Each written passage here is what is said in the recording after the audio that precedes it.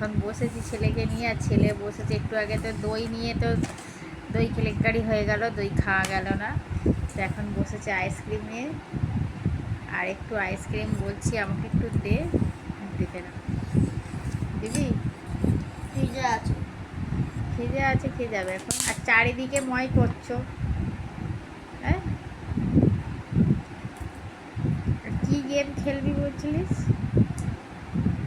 হ্যাঁ, বলবি তো, আর বলবে? তো চলো পড়িয়ে দিই। আর আমার সঙ্গে এখন কথা বলবে না মিস্টার অগ্নিম ঘোষ। তো চলো আসছি। আর